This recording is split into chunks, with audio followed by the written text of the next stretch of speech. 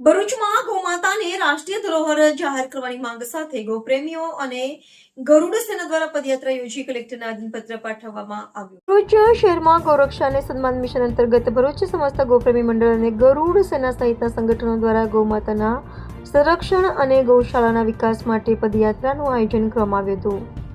આ પદયાત્રા ભરૂચ પાંજરાપોળ ખાતેથી શરૂ થઈ કલેક્ટર કચેરી સુધી પહોંચી હતી, જેમાં મોટી સંખ્યામાં ગૌભક્તો અને ગૌપ્રેમીઓ જોડાયા હતા। પદયાત્રા દરમિયાન ગૌમાતાને રાષ્ટ્રીય ધરોહર જાહેર કરવાની માંગ સાથે ગૌમાતાના સંરક્ષણ, ગોચર જમીનોના સુધારણા અને ગૌશાળાઓને વધુ સુવિધાઓ ઉપલબ્ધ કરાવવા જેવી વિવિધ માંગણીઓ ઉઠાવવામાં આવી હતી।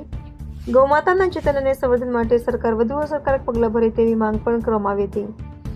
સદર કાર્યક્રમમાં ભરૂચ પાંજરાપોળના ટ્રસ્ટી મહેન્દ્ર કંસારા, શાંતિલાલ શ્રોફ, કોંગ્રેસના નગરસેવક જિગ્નેશ બ્રહ્મભટ્ટ સહિતના આગેવાનો જોડાયા હતા। પદયાત્રા પૂર્ણ થયા બાદ ગૌપ્રેમી મંડળના આગેવાનો દ્વારા ભરૂચ કલેક્ટરને આવેદનપત્ર પાઠવી પોતાની માંગણીઓ અંગે રજૂઆત કરવામાં આવી હતી। રિપોર્ટર રવિ સૈયદ, ભરૂચ। જય શ્રી રામ, જય ગૌ માતા। હું વિક્રમ ભરવાડ।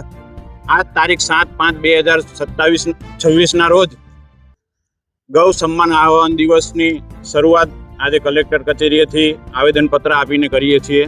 અમારી માંગ એ છે કે ગૌ માતાને રાષ્ટ્રમાતા બનાવવામાં આવે અને ગૌ સેવા કેન્દ્રીય પાર્લામેન્ટની સ્થાપના કરવામાં આવે અને ગૌ હત્યા, આ રોડ પર રખડતી ગાયો, આના માટેની વ્યવસ્થા કરવામાં આવે, એના માટેની સરકારને અમારે અપીલ છે। જય ઠાકર, જય ગૌ માતા।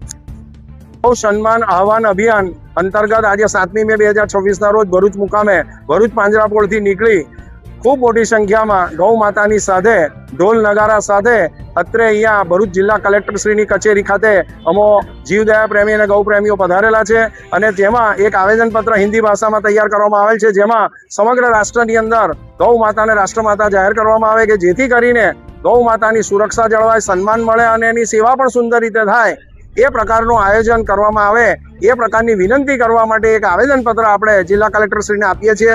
હાલની પરિસ્થિતિ એટલી સુંદર છે કે અભી નહીં તો કભી નહીં, અત્યારે જે અનુકૂળતા છે ગુજરાતથી માંડીને દિલ્હી સુધી, તો એમાં આપણને જો ગૌ માતાને રાષ્ટ્રમાતાનો દરજ્જો મળે તો આવનારા હજારો નહીં પણ લાખો વર્ષ સુધી ઇતિહાસ એની નોંધ લેશે કે ભાઈ ભરૂચ અને ગુજરાતની અંદર અને ભારતની અંદર ગૌ માતાને માટે આટલી મોટી રેલી નીકળી હતી અને રેલી નીકળી હતી એની અંદર રાષ્ટ્રમાતાનો દરજ્જો માંગ્યો હતો અને સરકારે આપ્યો પણ ખરો।